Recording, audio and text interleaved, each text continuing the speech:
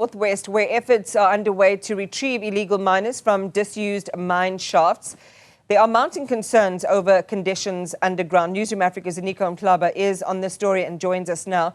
Ziniko, at this hour, we understand another person has just surfaced.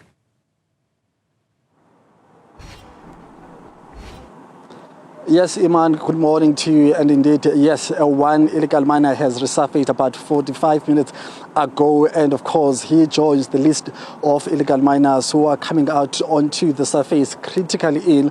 Actually, if I can show you some of the visuals from the miners themselves. So as you can see, that's where the pulling is taking place. So this ambulance behind me had to drive in reverse to go and collect that particular individual due to the fact that he was critically ill. It was impossible even for those gentlemen there to carry that person to where the ambulance is currently at. And yesterday we had a beautiful situation here on site where two people were retrieved and there was no ambulance in sight. And of course some of the community activists who were here at the time yesterday raised some of those concerns in terms of the importance of having emergency care services readily available for whatever might be retrieved from that hole. So let's take a listen to this community member who raised some issues in terms of the availability of emergency care services whenever an individual has been pulled from the ground, from underground onto the surface.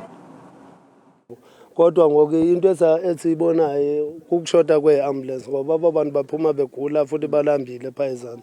So naloo nto iyasibetha ngoba singabantu sisonke ukuthi umuntu ubala lakhe kaphi ilanguage ayithethayo yiphi kodwa ngumntu. So si-disappointed from yesterday i-ambulance ingekho abantu bamane bekhutshwa bebekwa pha. So that was the concern yesterday, Iman, and of course we did interview that gentleman who really expressed some disappointment in terms of the unavailability of emergency care service. However, today is a different story. As they started pulling the ropes, the ambulances were already here. I'm going to step out of shot.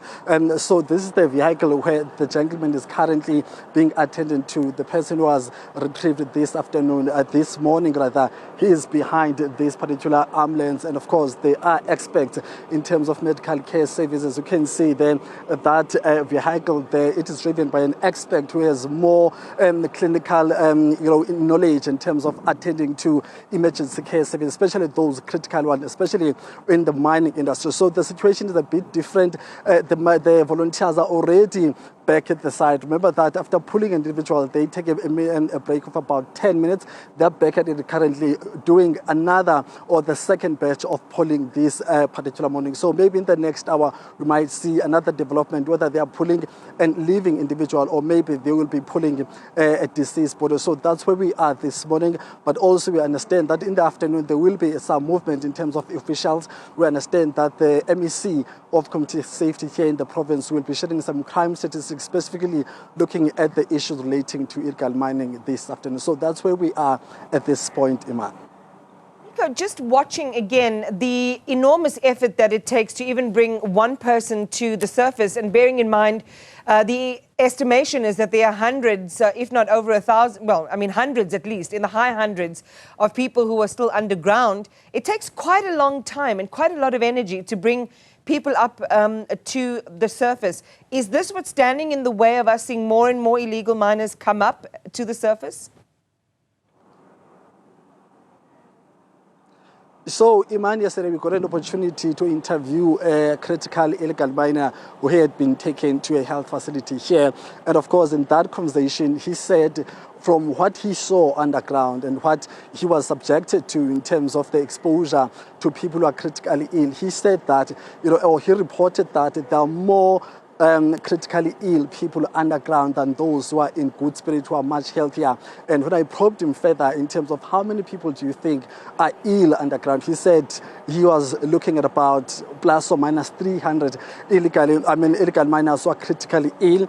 He went as far as saying that some of those people who are already ill might not even have the power or the capacity or the energy or the strength to even make it, onto the surface using the manual rope, which is currently being used to assist those sick people who are being pulled in the who have been being pulled in the past 3 days. So that's the situation he described. Whether that situation is correct or accurate, or maybe it might be overstated, we are not sure. But looking at the people who have been coming out between yesterday and today, each and every individual has been pulled onto the surface, has had to be attended to by medical care services, and has to be transported to a nearby health facility. So that's the situation that has been the trend in the past 24 hours. So that might be an issue, considering the fact that that sick illegal miner or critically illegal miner said some of them won't even make it out due to the lack of strength, due to the fact that they have not been given food, even though even yesterday we saw food being lowered down to the ground. But it doesn't seem as if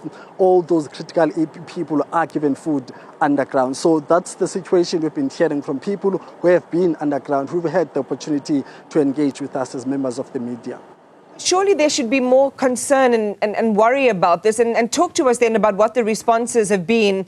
The person that you interviewed was particularly ill, did need emergency care, and if he's to be believed, and the numbers are to be believed, I mean, there are 300 people who are facing certain death in this hour.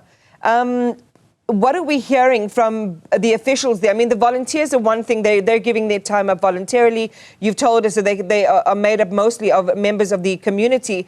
But where are all the officials and the authorities around this and this very real possibility that hundreds could die? I mean, there has been some silence, I must say, Iman, with authority. We've reached out currently to the Department of Health this morning, and of course they are still engaging amongst themselves whether they'll be able to give us an opportunity to engage with them about the issue of the capacity of the Department of Health in terms of dealing with this potential number of people who might need their care. But also we understand that the Department of Community Safety in this province, which has the authority of giving oversight on these operations, has been very silent, whether, in terms of issuing out statistics, in terms of how many people are coming out, but also how far has government gone in terms of strengthening or reinforcing the team which is on the ground. But we understand that today he'll be issuing statistics, crime statistics generally, but not necessarily focusing on illegal mining. So we'll use that opportunity then at about 2 o'clock to engage with him in terms of what is it, what are the issues, what is the response of government. Because the official response we heard from government was when the police commissioner was here. That was about 2 weeks ago. After him, nothing has been said to us, the members of the media, in terms of the operations that are taking place here. But also there's still that loud silence from the Department of Mineral Resources. I think I understand that Xoli spoke to the chairperson of that committee, but from the administration, from the executive itself, nothing has been said so far amongst all the stakeholders who are part and parcel of this Operation Vala Umgodi here in Stilfontein. All right, Ziniko Mhlaba, thank you very much for that. Developments there, people continue to come to the surface emaciated, malnourished and in real poor health conditions, and saying that there could be potentially hundreds more in a similar condition underground. It makes the situation certainly more urgent.